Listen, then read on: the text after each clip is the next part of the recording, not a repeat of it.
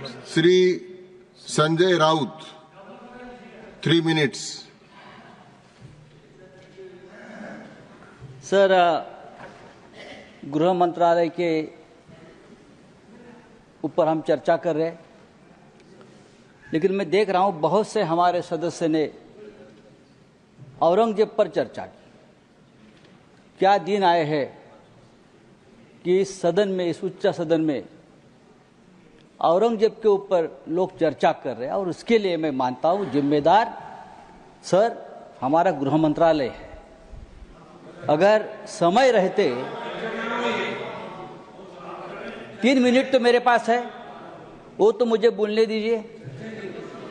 अगर गृह मंत्रालय ने, देश के गृह मंत्रालय ने ऐसी जो ताकतें हैं, जो बार बार इस देश में औरंगजेब का नाम लेकर इस देश में अस्थिरता पैदा करने की कोशिश की, उसमें कुछ लोग ऐसे हैं जो महाराष्ट्र में मंत्री है, जो केंद्र में उच्च पदों पर है, तो उनको अगर हम रोके नहीं तो ये देश एक नहीं रहेगा, ये देश अखंड नहीं रहेगा। देश में एकता और अखंडता कायम रखने का काम ये गृह मंत्रालय का है।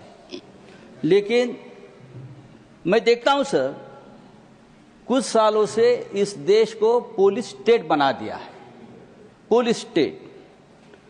और उनका काम क्या है कि विरोधियों को कमजोर करना, पॉलिटिकल पार्टियों को तोड़ना, यह गृह मंत्रालय का काम है हर जगह।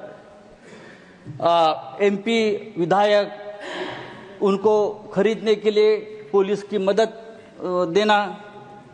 अगर ये हो जाएगा तो जो असली काम है गृह मंत्रालय का, लॉ एंड ऑर्डर, देश को एक रखना, सुरक्षा रखना। एक मणिपुर कल तक जल रहा था, लेकिन अब महाराष्ट्र को भी जला दिया, महाराष्ट्र को जला दिया। नई लाशें बिछाने के लिए गड़े मुर्दे आपने उखाड़ दिए, नई लाशें बिछाने के लिए आपने गड़े मुर्दे उखाड़ दिए, और वो भी औरंगजेब के नाम पर। 300 साल में नागपुर में कभी दंगा नहीं हुआ था, इतिहास है नागपुर का। 300 साल में कभी नागपुर में दंगा नहीं हुआ था।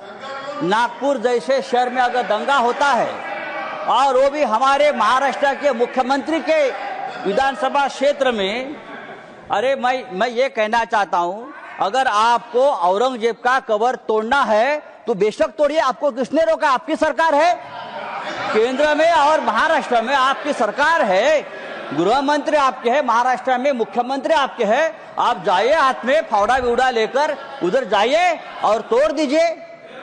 लेकिन आपके बच्चों को भेजो, हमारे बच्चों को मत भेजना। आपके बच्चे विदेश में पढ़ रहे, आपके बच्चे विदेश में काम कर रहे, और जो गरीब बेरोजगार बच्चे हैं उनका आप दिमाग माननीय संजय राउत जी भाषण समाप्त लगा दिया है। सर मैं कहता हूं ये इस प्रकार का काम रोकने की जिम्मेदारी समाप्त हुआ। माननीय सदस्य,